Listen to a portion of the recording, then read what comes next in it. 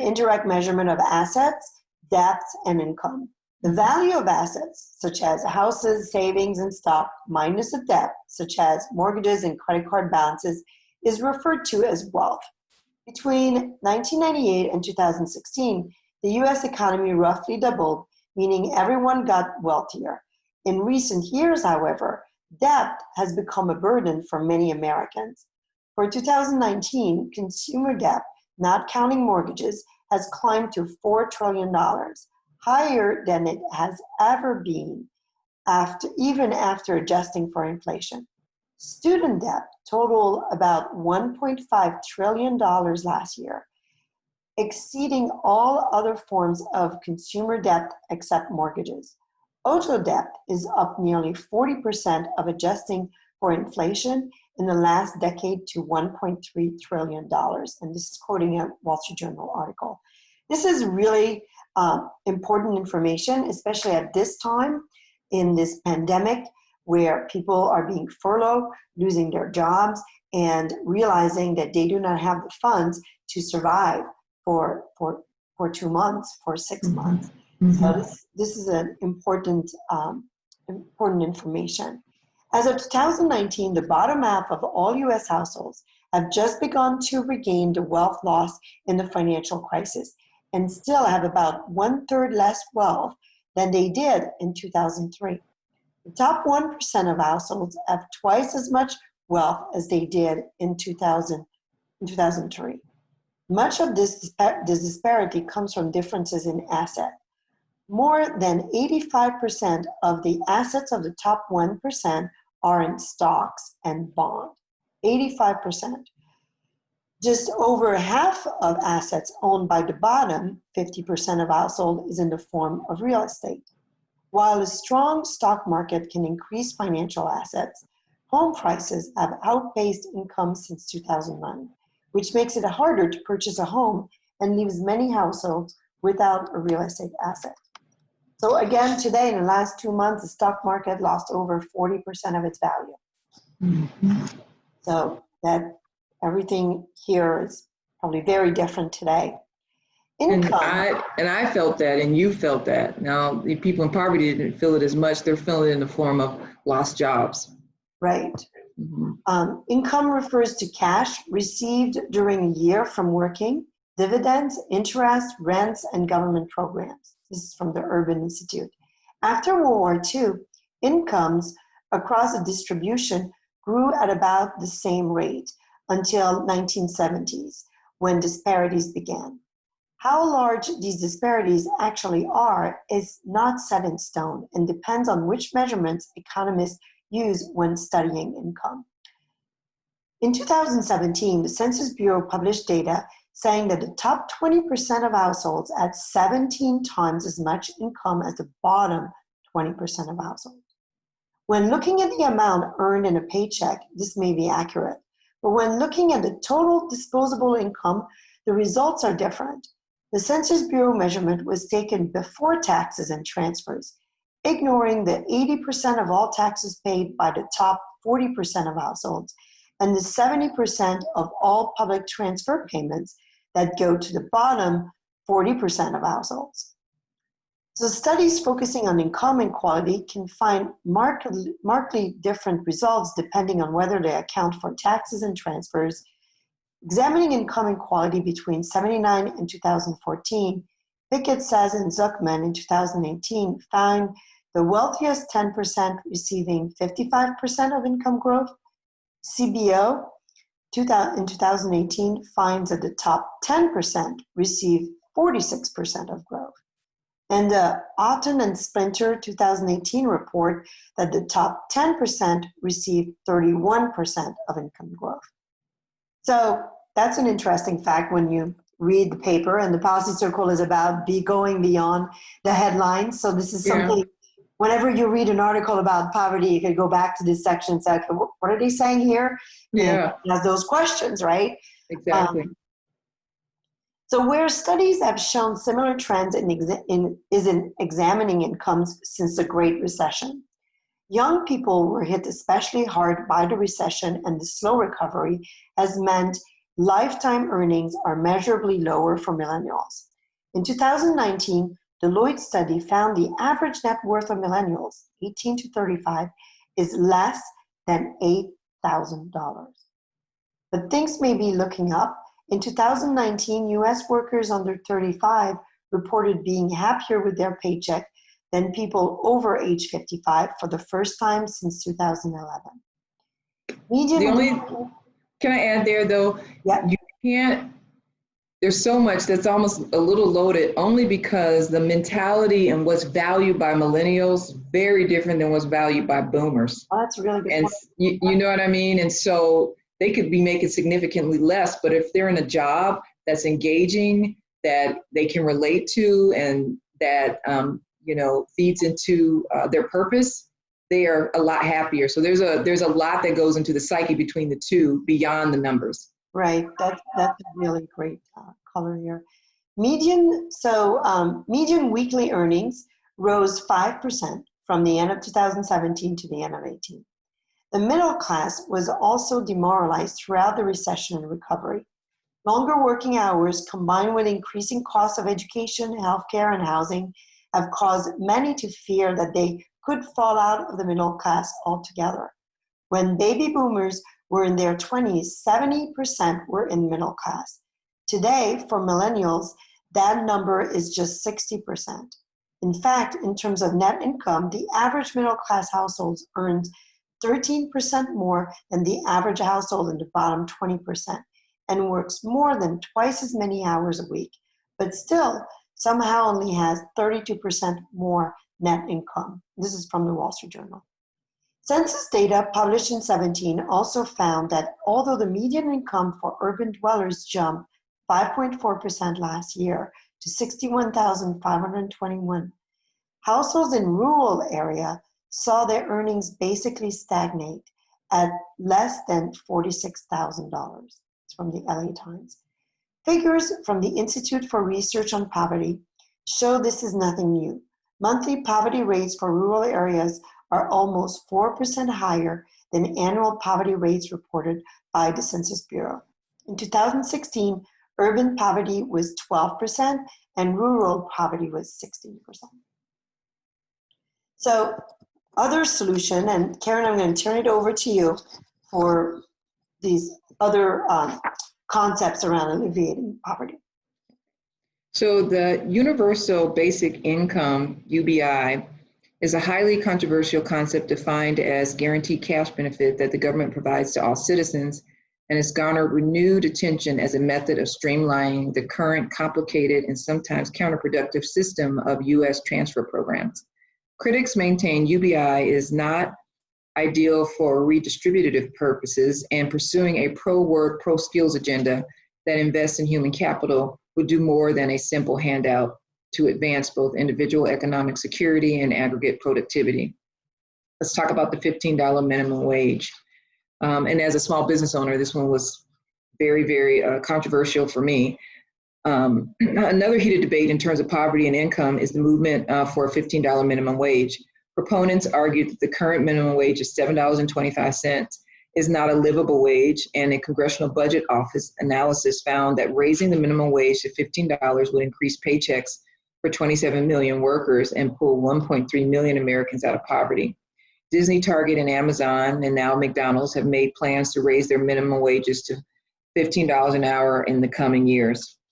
Those against the hike point to the same study, which also found another 1.3 million Americans could be forced out of their jobs.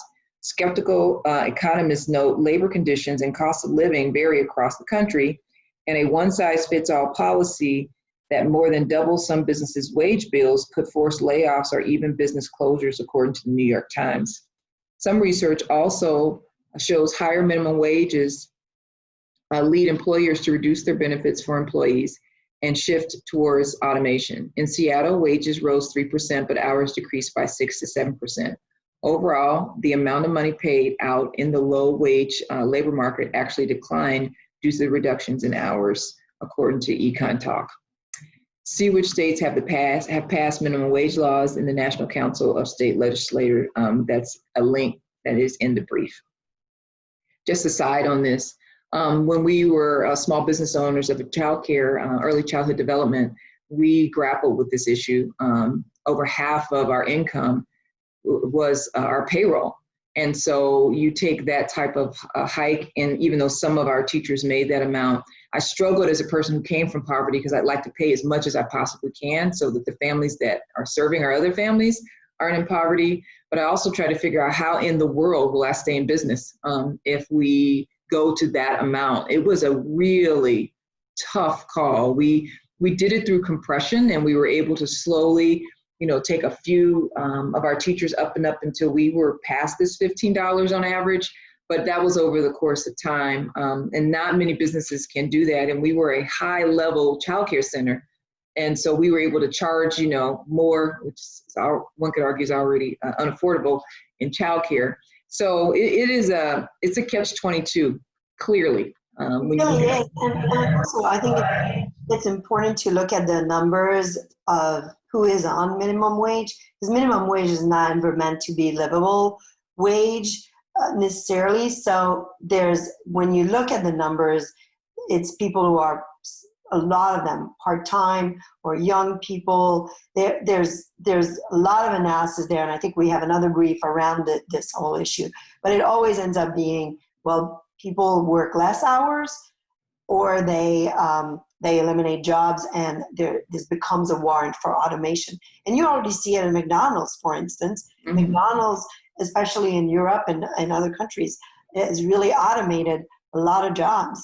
Mm-hmm. So those same people then found themselves without a job and a way to actually gain some basic skills to get them to the next level. So it's a really heated debate. And then I feel this one size fits all approach is not necessarily the best one. It should not necessarily be federally mandated.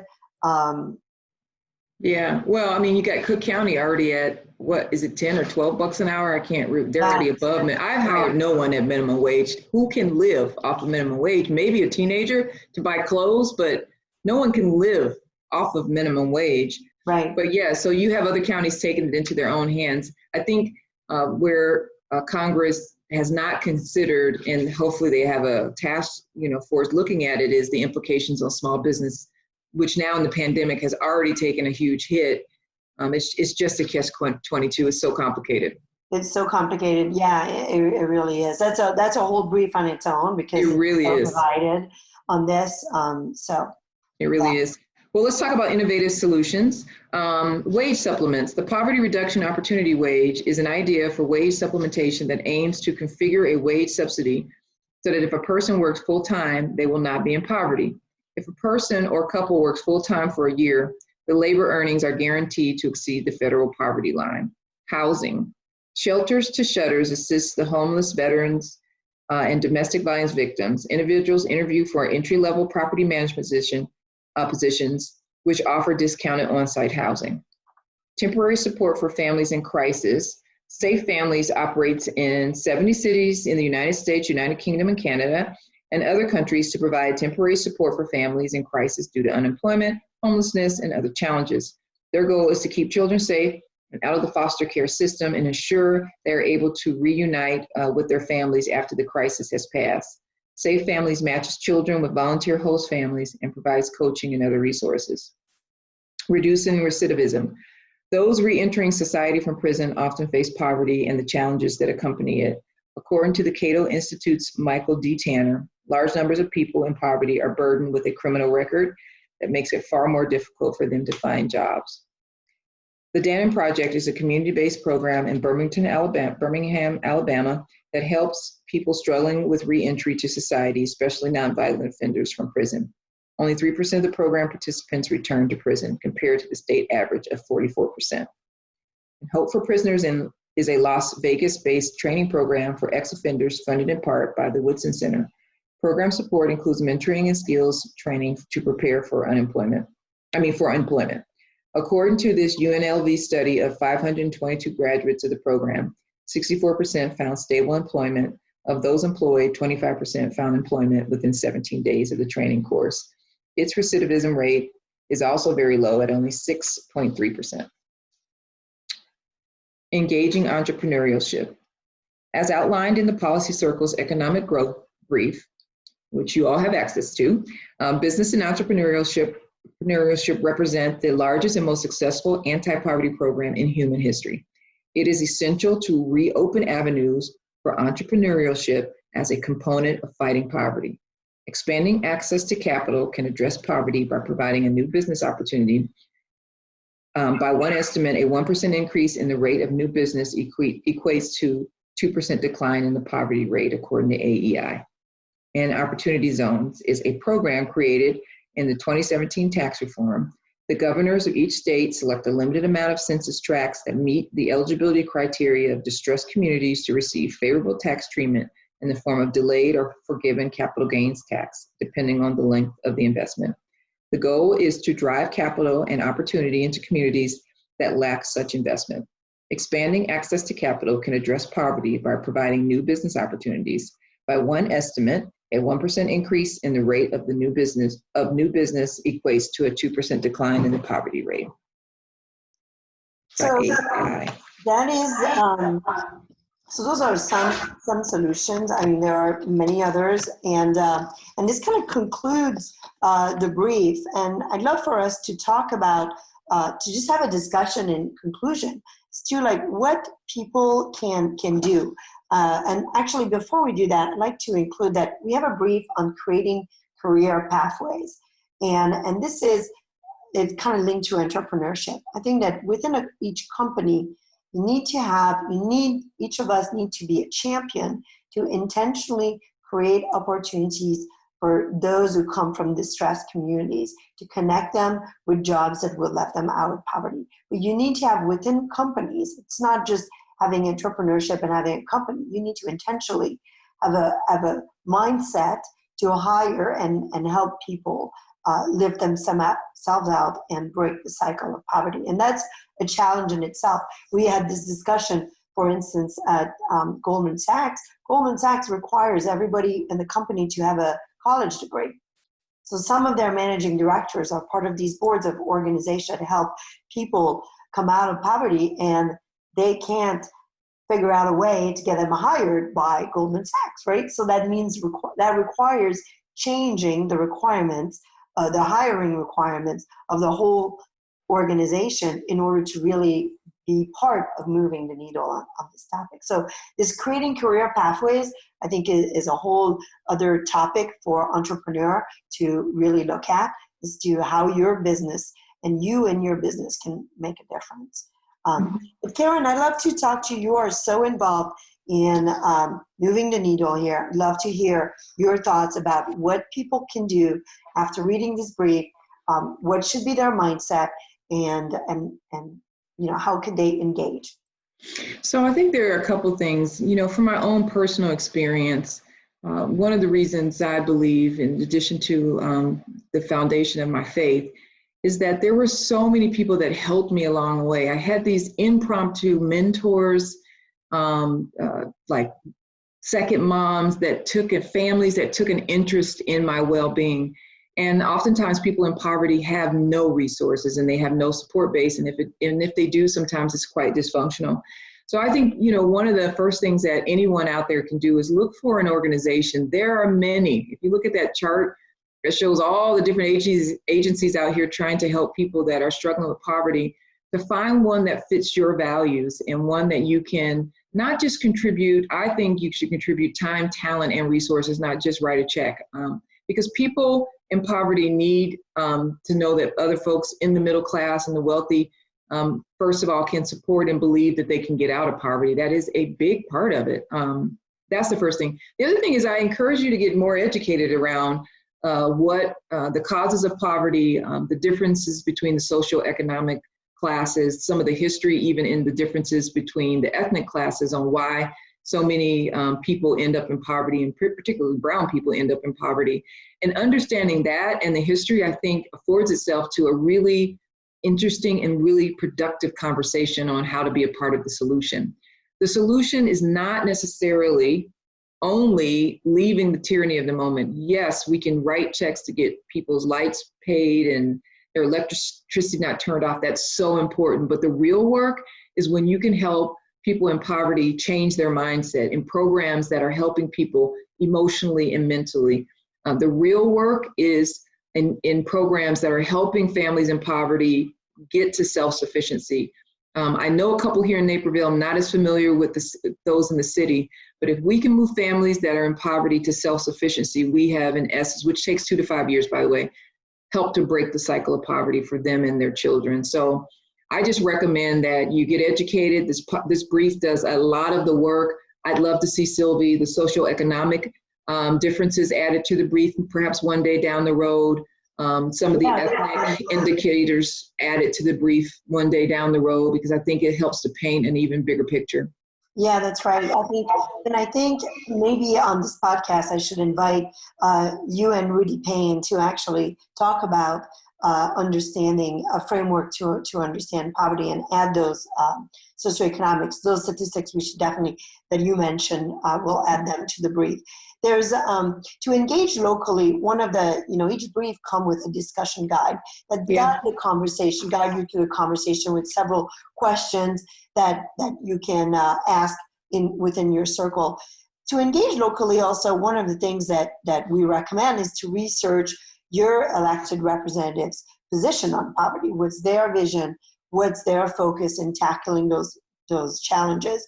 And those could be at the very local level in your city, or it could be at the state, or even federally, what they are doing. And I think it is worth highlighting to your representative, especially in Congress, that you care about an efficient and impactful program, anti-poverty program that aligns across agency. And I think that if many of us share that is something important, our representative in Congress that are part of these oversight committee may start getting the language to really streamline and simplify and amplify the impact of the multitude of programs that are in federal government. So I think that would be something that would be a great conversation to engage with your representative. The other is within your state, we say you can really look on your state or municipality website, and you could search for or follow menus that say community, family and children, public assistance, government services, and you'll be amazed everything that's there. Just on the website for illinois.gov, there are a lot of programs. And I think that's where you can find what the government is doing, and maybe where also the nonprofits organization in your community are doing. But I love how you said, the first thing is to really lend your time and show that you care for someone. And sometimes we forget that how important that human aspect is to really help others. Yeah, if I wouldn't be sitting in front of you today if there weren't several people around, along my path that took an interest in me as a tall, skinny little Black girl from rural North Carolina that had no idea what the other side of poverty looked like. And I'm grateful for those people. And then, and the other people whose shoulders I stood on to make it and break, maybe put a little crack in the corporate glass ceiling. So I'm grateful for all that. It really does take all of us if we want to make a difference, to make an impact for families and children, as I said earlier, in this poverty continuum. Yeah. Well, thank you, Karen. Thank you for reading this brief and our pleasure. Conversation. Really appreciate it. So thank you so much, Silly. Thanks for inviting me.